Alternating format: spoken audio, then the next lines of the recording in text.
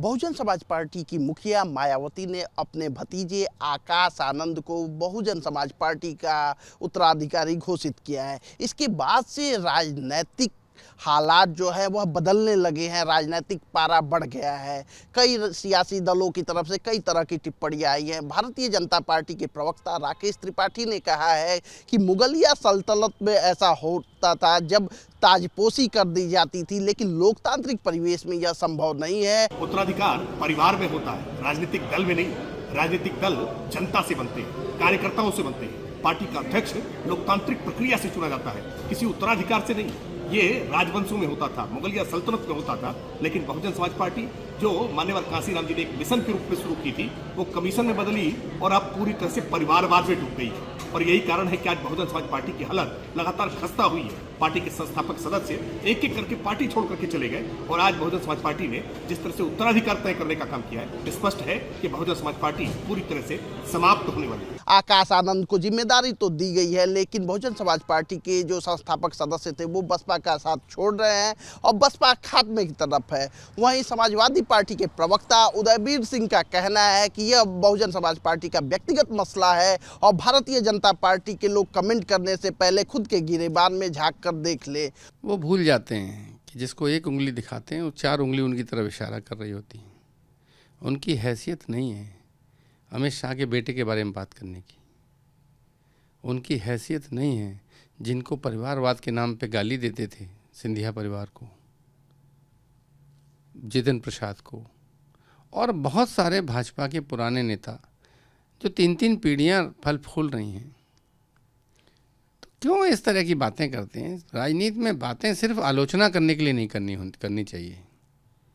कोई सिद्धांत होना चाहिए, कोई विचार होना चाहिए और शिकायत करने का कोई कारण होना चाहिए, तार्किक कारण होना चाहिए।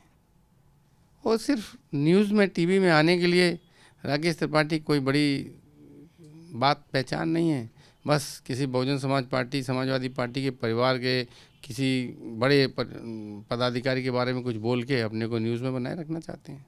इससे ज़्यादा कोई प्रासंगिकता उनकी नहीं है। आकाश आनंद जी की एंट्री पॉलिटिक्स में नई नहीं है। वो पार्टी में पहले ही सक्रिय हो गए थे, ज्वाइन कर लिया था। और ये बहुजन समाज पार्टी का आंतरिक मामला है कि वो अपने नेतृत्व के लिए किसे क्या जिम्मेदारी देते हैं। अगर उनके कार्यकर्ताओं के बीच से कोई आवाज़ नहीं आ रही है तो लोकतांत्रिक व्यवस्था में, पार्टी सिस्टम के अंदर बाहर के लोगों को बिना बात के टीका टिप्पणी क्यों करनी चाहिए? आकाश आनंद नौजवान हैं, उनको शुभकामनाएं हैं, अपने दल का अच्छा काम संभालें। जो बाबा साहब, डॉक्टर लोहिया, नेताजी, काशीराम जी, इन सब के दौर में बहुजनों के बारे में विचार किया गया है, उस एजेंडे को बहुजन के भले के लिए लागू करने का प्रयास करें, ऐसी हमारी कामना है। वहीं कांग्रेस के प्रवक्ता सीपी राय का कहना है कि मायावती ने जो फैसला लिया है वह उनका व्यक्तिगत फैसला है। अगर बसपा के कार्यकर्ता विरोध करते हैं तब कोई बात होगी, लेकिन अगर मायावती ने दलितों के हित में काम किया होता तो हालात ऐसे नहीं होते। कांग्रेस पार्टी हमेशा दलितों की लड़ाई लड़ती आई है और उनकी आवाज़ बुलंद करती आई है। ये इसको पहले मैंने अपने वक्तव्य में कह दिया। जहाँ तक दलित सियासत, दलितों की भलाई का सवाल है, वो काम केवल कांग्रेस ने किया है। मायावती जी ने भी वो काम नहीं किया। वो खुद जरूर मुख्यमंत्री बन गई और उनके वो आसन सबको याद हैं, उनको मुकुट सबको याद है, वो अपनी जगह है। लेकिन अगर दलितों के हित में उसके चाहे आरक्षण का सवाल हो, चाहे दलितों को सम्मान देने का सवाल हो, दलितों को नौकरी देने का सवाल हो, दलित राष्ट्रपति बनाने का सवाल हो, सबसे पहले दलित मुख्यमंत्री बनाने का सवाल हो, ये सारे काम केवल कांग्रेस ने किए हैं और कांग्रेस उस काम पर अभी भी कर रही है। अभी भी दलित गौरव सम्मान के नाम पर जो हमारी यात्रा चल रही है वो फिर से जगाने निकली है। दरअसल उसका ख्याल इसलिए आया कि मध्य प्रदेश में भारतीय जनता पार्टी के राज में एक आदिवासी के ऊपर एक भाजपा के नेता ने पेशाब कर दिया। तो हमको ये लगा कि अभी भी लगता है कि कुछ बहुत सारी चीज़ें रह गई हैं, इनको जागरण करना, मजबूत करना, इनको स्वावलंबी बनाना बहुत ज़रूरी है। इसलिए हम लोग अभी भी निकले हुए हैं। मायावती ने इस तरह का काम कभी नहीं किया।